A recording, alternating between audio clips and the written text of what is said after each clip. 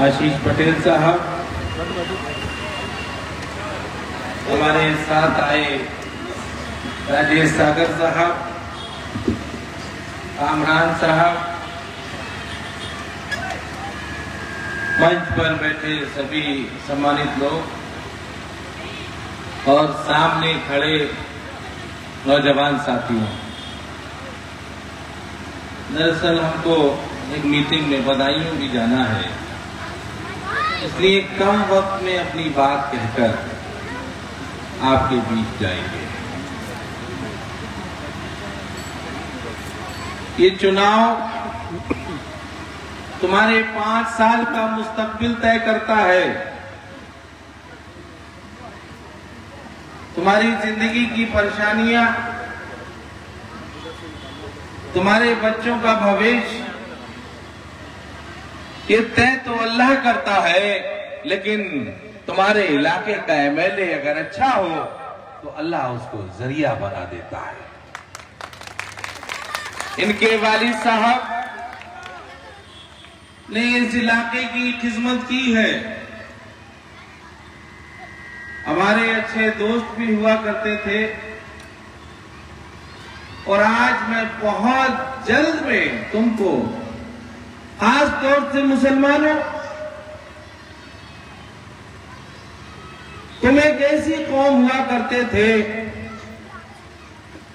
जो हिंदुस्तान ही नहीं बल्कि दुनिया पे हुकूमत करते थे। मुसलमान का मतलब है मुसल्लिम ईमान, जिसका ईमान बहुत मजबूत होता है उसको मुसलमान कहते हैं। मैं भी समाजवादी पार्टी में था। जिस समाजवादी पार्टी को, बच्चों चुप जाओ, तुम लोग जानते हो आज वो नई समाजवादी पार्टी वो पार्टी नहीं बची जिसको तुम जानते थे समाजवादी पार्टी के रूप में। बताना चाहता हूं, 2 फाउंडर मेंबर बचे हैं समाजवादी पार्टी में, बाकी 3 लोग इस दुनिया में नहीं है। आज की नई सपा और पुरानी सपा में फर्क ये है कि जिन लोगों की वजह से साइकिल का एक पहिया मुलायम सिंह यादव जी के नाम से जाना जाता था और दूसरा पहिया आजम खान साहब के रूप में जाना जाता था, एक को घर में कैद कर दिया गया है और एक को जेल में कैद कर दिया गया है। केवल नहीं है समाजवादी जिसे तुम अपनी पुरानी यादों की वजह से पहचानते थे। ये नई सपा है जिसमें हिंदू वाहिनी के अध्यक्ष सुनील सिंह जैसे लोग, जिन्होंने ये बयान दिया था कि मुसलमानों की बेटियों को कब्रों से निकाल के उनके साथ बलात्कार कर, जो गोरखपुर में योगी जी के साथी रहे, आज नई समाजवादी पार्टी में देखो उनको बराबर में कुर्सी पड़ती है और आज उस नई सपा में वो शामिल है।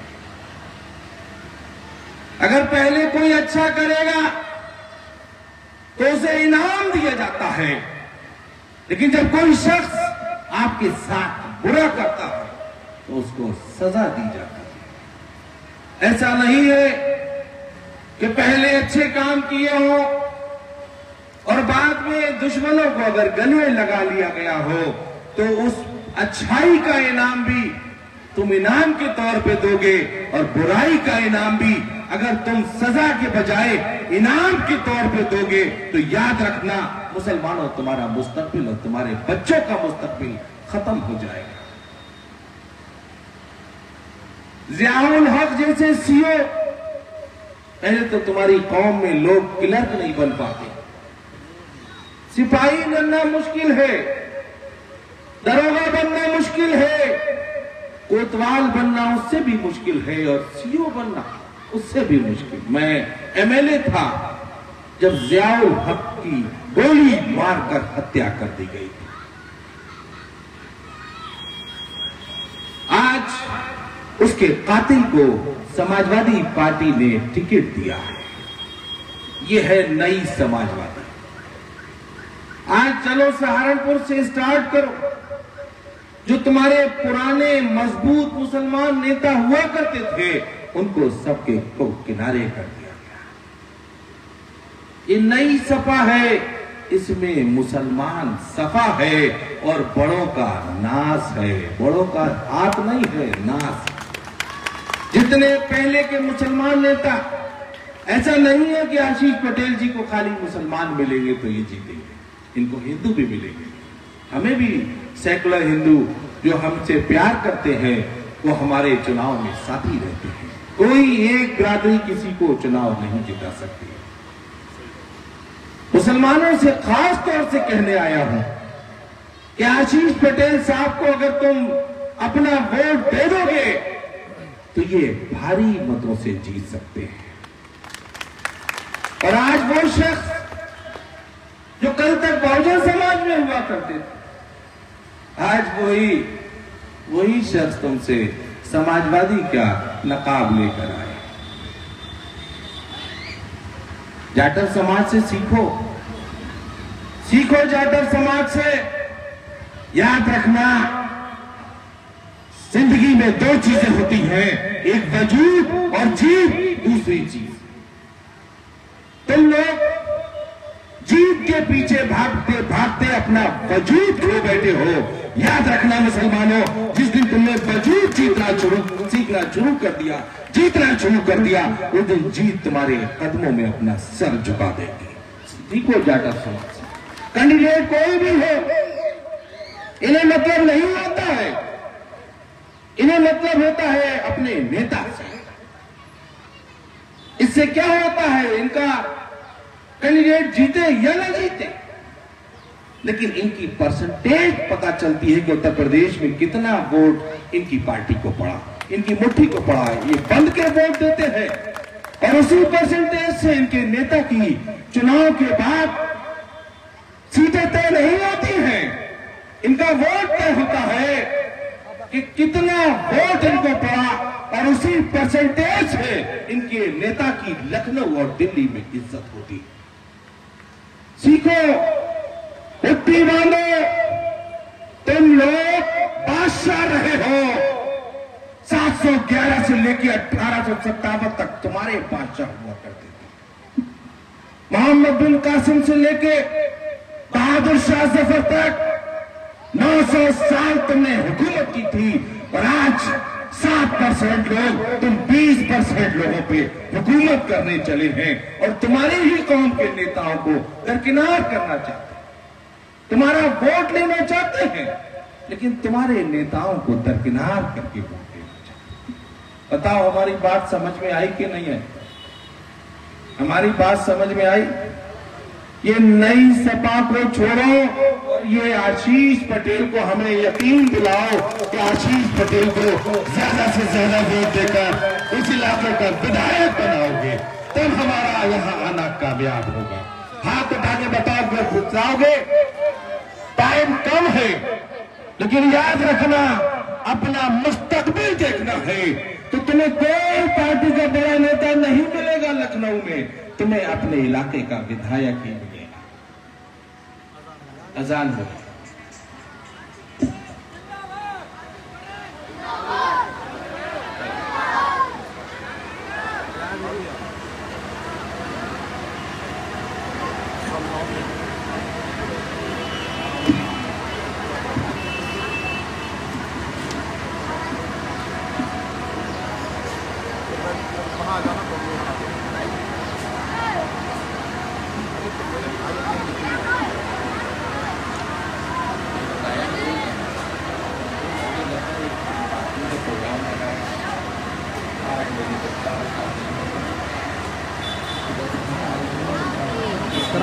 करा दिया तो आगे खड़ी है।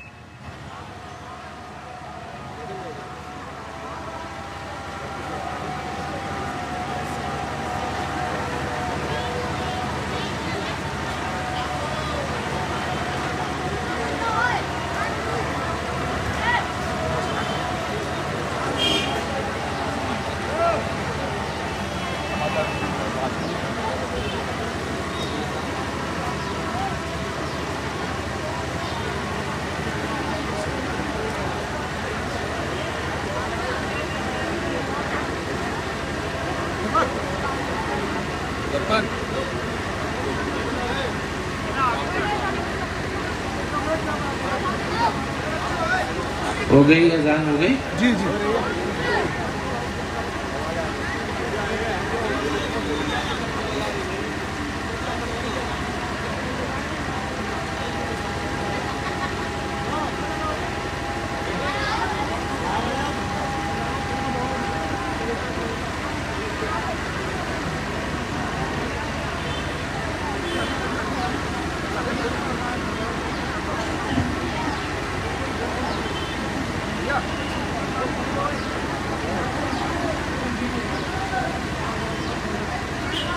तो मैं कह रहा था और एक लोकल बात भी कह दूं।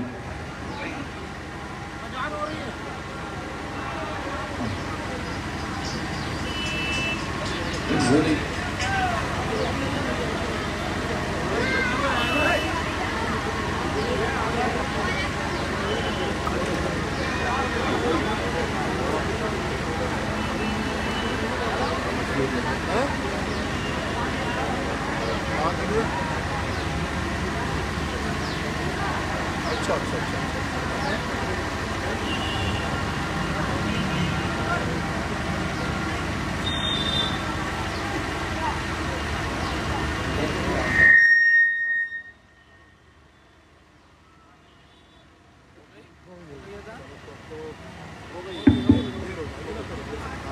तो मैं कह रहा था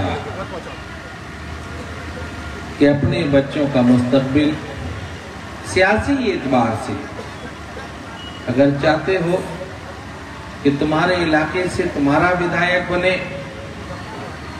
और भारतीय जनता पार्टी से कोई अगर चुनौती ले सकता है, कोई मुकाबला कर सकता है, जो मैंने पता किया है कि आज तक तुम्हारे इलाके से कभी समाजवादी पार्टी का विधायक नहीं बना है।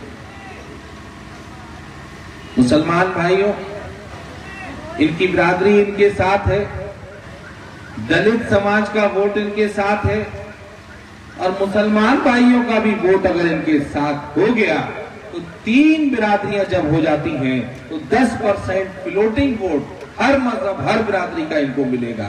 यही चुनाव जीत सकते हैं अगर तुम लोगों ने कोशिश कर दी। वरना अगर अपना वोट तुमने जो समाजवादी पार्टी के नेता आए तो उनसे ये जरूर पूछना कि भाई एक तो कैद में है और एक जेल में कैद में है, ये तो बता दो ये पुरानी सपा और नई सपा में फर्क क्या है। तुम अपना वोट खराब तो कर सकते हो लेकिन तुम समाजवादी पार्टी को जिता नहीं सकते। यहां 3 बिरादरियां मिल रही है।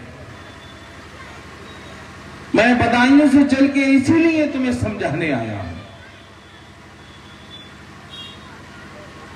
सियासी हिकमत बताने आया हूं।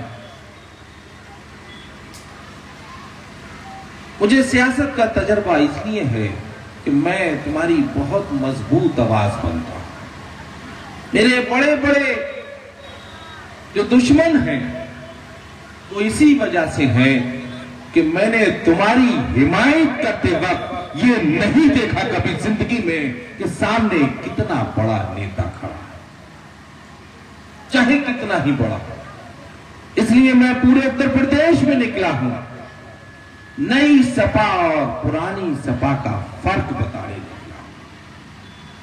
तो बताओ, आशीष पटेल जी को वोट दोगे? तब तो मेरा आना कामयाब है। दोगे? तो मैं इन्हें यकीन दिला दूं कि मुसलमान भाई तुम्हारे 8 से 7 है, 2 दिन बचे हैं, 2 दिन बचे हैं। इस 2 दिन में तुम अपने रिश्तेदार, अपने साथी, अपने दोस्त के इलाके में जाके इनके वोट की सिफारिश करना और हमारा उन तक पैगाम पहुंचा देना कि आबिद रजा ये कहकर गया है कि नई सपा को वोट देना गलती नहीं बल्कि गुनाह होगा। इसी के साथ हम अपनी बात खत्म करते हैं।